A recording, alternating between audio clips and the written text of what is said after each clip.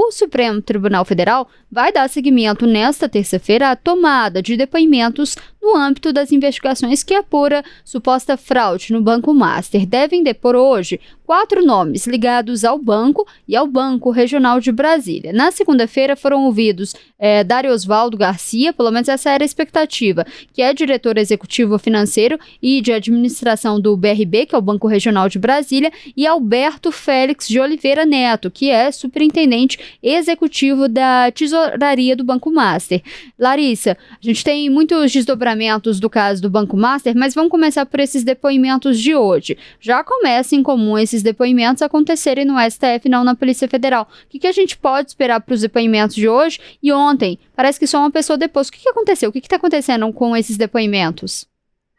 Letícia, só para atualizar uma informação de momento mesmo, que o nosso repórter Edio Ferreira Júnior, setorista de judiciário, acabou de me confirmar, é o seguinte, né?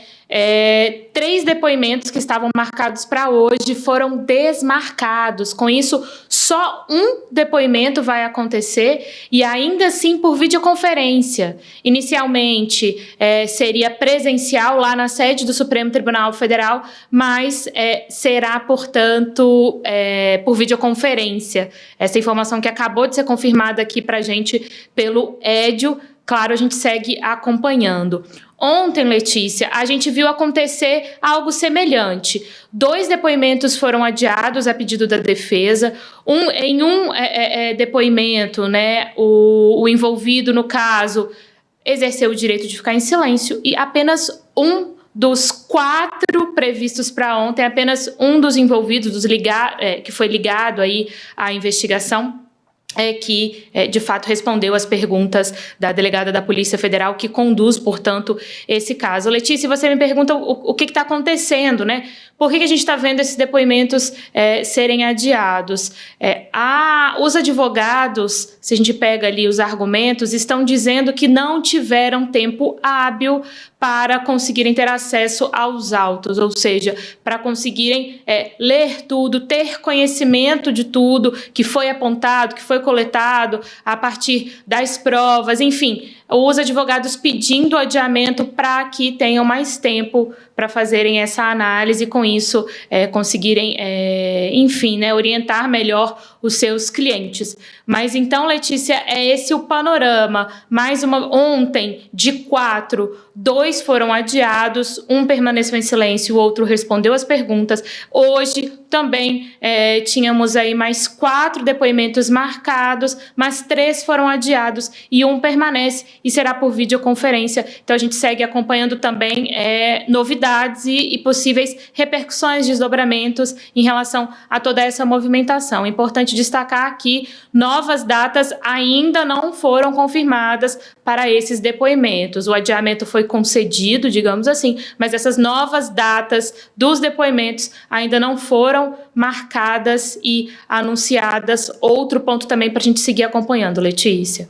Esse argumento, inclusive, que a Larissa mencionou aí da defesa, que não deu tempo de acessar todos os dados, todos os autos do processo, que esse argumento está sendo usado pelas defesas ali de quem vai prestar esses depoimentos, mostra ali mais um ponto de divergência, né? Mais um entre STF e Polícia Federal, que divergiram, inclusive, de quando que seriam esses depoimentos, se daria mais dias, menos dias, parte de todo um imbróglio. Mas, Larissa, quero chamar agora atenção para um outro ponto. A entrevista que foi a entrevista do ministro-presidente do STF, Edson Fachin, ao Estadão e também ao Jornal Globo. A gente até separou alguns trechos do que disse o ministro. Acho que é importante a gente trazer aqui para a nossa conversa o que disse o ministro. Aí o ministro disse, Edson Fachin, em uma dessas entrevistas, essa especificamente ao Jornal Globo, ele disse: como presidente do tribunal, não posso antecipar juízo sobre circunstâncias que eventualmente vão ser apreciadas pelo colegiado. Mas uma coisa é certa, quando for necessário atuar, não vou cruzar os braços. doa a quem doer. Essa foi uma aspas do que disse o ministro Edson Fachin ao Jornal Globo, mas ele também deu uma entrevista ao Estadão, e na entrevista ao Estadão, Edson Fachin disse o seguinte, ele falou sobre um código de conduta, que segundo ele, é uma medida de defesa do próprio tribunal e é uma evolução desse aprendizado. E a história do Supremo, segundo ele, marcha nessa direção, como aliás marcharam os tribunais constitucionais de outros países. E aí, inclusive, te convido, você que está aqui nos acompanhando, a participar da nossa enquete, que a gente mencionou justamente isso, essa questão da necessidade de um código de posturas, um código de ética aos ministros do Supremo Tribunal Federal. Esse é um assunto que o ministro Edson Fachin, desde a sua posse, vem levantando essa bola, até chegou a falar que se o Supremo Tribunal Federal não levantar essa pauta, vai vir um agente externo. Ontem a gente viu, inclusive, a OAB de São Paulo já propondo ali um código de ética aos ministros do Supremo Tribunal Federal, mas tudo isso está acontecendo por causa ali de atuações que têm sido bastante criticadas do ministro Dias Toffoli no caso do Banco Master.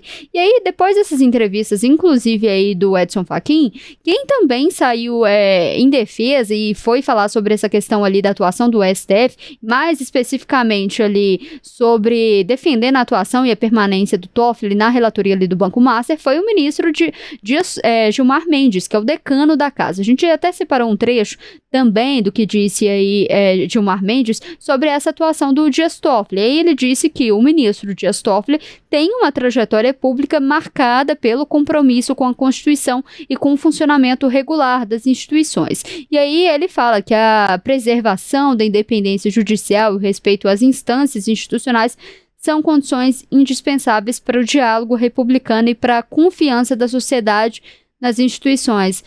Larissa, a gente viu, tem até uma pressão até para que esse caso todo do Banco Master volte inclusive para a primeira instância, porque muitos analisam que são frágeis os argumentos que levaram esse caso para o Supremo Tribunal Federal, que foi ali um suposto envolvimento ali de um parlamentar da Bahia em transações bancárias com o Vorcaro, mas depois desses depoimentos acontecendo já no Supremo Tribunal Federal e não na PF. A gente também teve a polêmica ali de acareação acontecer antes do inquérito ser concluído.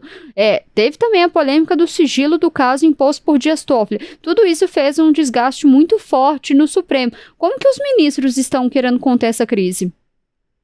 Olha, Letícia, quando a gente pega, por exemplo, essas declarações do presidente do Supremo Tribunal Federal, do Edson Fachin, que a gente acabou de ver, na entrevista que ele concede primeiro, que foi divulgada primeiro ontem ao Estadão, ele evita fazer avaliações individuais das ações dos ministros, mas, de um modo geral, faz uma defesa do Supremo Tribunal Federal, Já na entrevista que veio depois ao Jornal Globo, a gente já vê que ele endurece o tom, usando inclusive essa frase que a gente viu aí, de agir doa a quem doer.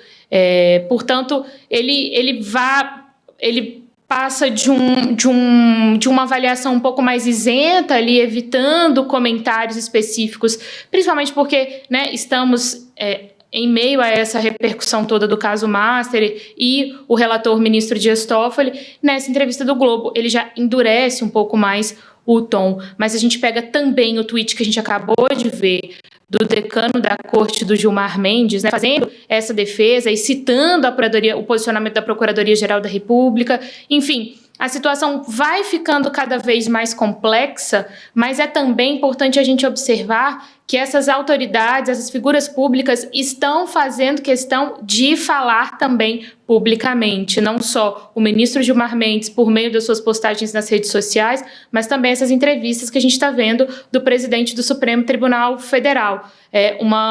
Toda uma articulação, toda uma tentativa de, enfim, tentar resolver, não sei se resolver seria a palavra, mas tentar dar um direcionamento melhor para toda essa repercussão muito negativa que está ocorrendo em relação ao Banco Master e Supremo Tribunal Federal, Letícia? E aí, Larissa, esse desgaste, pelo que parece, também não está ficando só no Supremo Tribunal Federal, não. Só para a gente fechar esse tema, queria que você falasse também sobre uma outra polêmica, mas agora envolvendo o Banco Master e o presidente Lula, né? Porque, ao que parece, o presidente Lula teve um encontro com o Daniel Worcaro em 2024, em uma agenda ali que não foi oficial, né? No mínimo estranho a gente falar um presidente encontrar com um presidente de um banco ali, em uma agenda, inclusive, não divulgada, né? O que a gente sabe desse encontro, Larissa?